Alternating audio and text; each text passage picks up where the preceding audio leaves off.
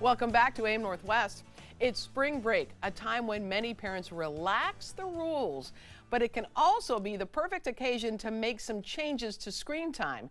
Here to share practical ways to help keep your kids engaged offline, we welcome the author of Parental Control, Titania Jordan. Good to have you with us. Thank you so much for having me. Yes, okay, this sounds like a monumental task. Is it even possible? It is possible. It absolutely is possible. It might not be easy because you're going to get some pushback. Yeah, they'll complain, right? Yeah, they're not going to be thrilled about this. No. You're working to take away the thing that spikes their dopamine, the pleasure center of their brain. But if you can help them to understand the science behind why they feel so strongly about not having access to this, you're actually aligning yourself on the same side of the fence with them versus opposing. And what's the outcome? What is your goal? The goal for any parent is to raise a healthy child, physically and mentally. And what we now know, thanks to science and data, is that if your child has too much screen time, they are not moving their body. If they are having too much unfiltered, unmonitored screen time, they are exposed to harmful content and harmful people. Yeah. And that's not good for kids No. in any way, shape, or form. Right. Let's start with some of your ideas, which is you say to set clear expectations. Yeah, if you can be very straightforward and non-emotional with, how when I put you in a car, you wear a seatbelt?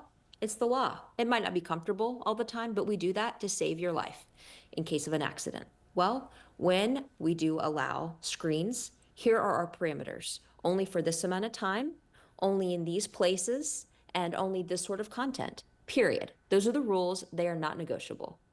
Okay, let's talk about you have an idea, which is to plan adventures to keep them busy because they're used to being busy in their mind on their screen, but now you need to keep them busy in general.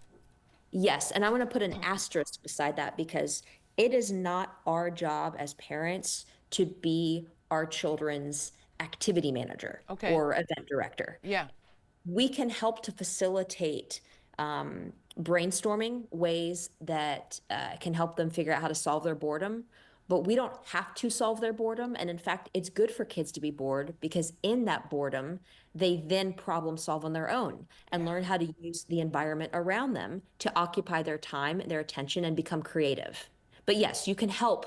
You can absolutely help by Right. suggesting puzzle, Lego bricks, coloring books, painting, collect rocks outside. Like there's a whole world out there outside of a screen. Oh, yes. And the idea of embracing boredom is really something years ago, I mean, decades ago, really, like I'm of a generation, your parents didn't even pay attention to what you were doing all day. You could have been doing God knows what and then come home and everything was fine. And you would be bored and it was fine.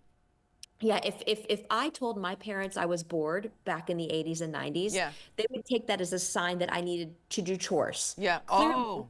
clearly it's time for you to start cleaning or helping with laundry or dishes because you cannot occupy yourself. So, That's a good thing to keep in mind here. Organize a no screen challenge, you say. yes. Yeah, there's this thing called a scavenger hunt. There are an entire universe of things to learn how to bake. A lot of this too, screens help children prevent children from making messes in the home. And I recently talked to a mom who was like, I really like screen time because I don't have to clean up after them. I'm Right. like, that is a bad reason. Yeah, yeah, yeah. Allow them to make messes, give them challenges, see if they can learn how to bake something or make something. Let them get messy, let them cut up paper and have paper all over the house and play with tape and cardboard boxes. Like that's okay. Yeah, because you say to tap into their passion. So if their passion is art, say, Yeah, yeah. yeah. Let's embrace what we have around us in real life to have fun with it. Yeah. Everybody looks at a set of things differently. You might look at markers and think, I want to make a rainbow. And then somebody else might look at markers and think, I want to stack these on top of each other to make a structure. Okay, that makes sense. Oh, and then of course, the hardest part that parents have to also consider is they have to model the behavior they want to see in their children. 100%. Yeah. I am not talking to you while also looking at my phone. Right. That would be rude. So we can't emphasize the importance of embracing real life with our kids while we are uber connected.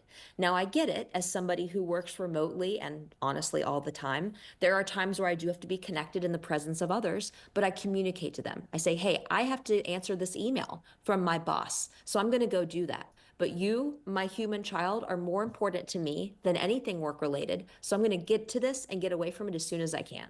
And then I love this idea, which is visit a library or a bookstore. I mean, Yeah. they're probably really wishing that more people would visit them, you Yeah. know? Be that hope. Um, the library, bookstores offer you an entire world and a tangible one that you can flip through that doesn't spike your dopamine or introduce you to predators or bullying or Right. toxic things. Right, absolutely. We want to tell everyone the book again is titled Parental Control. Titania Jordan, thank you so much. Great talking with you. Thank you for having me. You bet. All right, we'll be right back with more AM Northwest.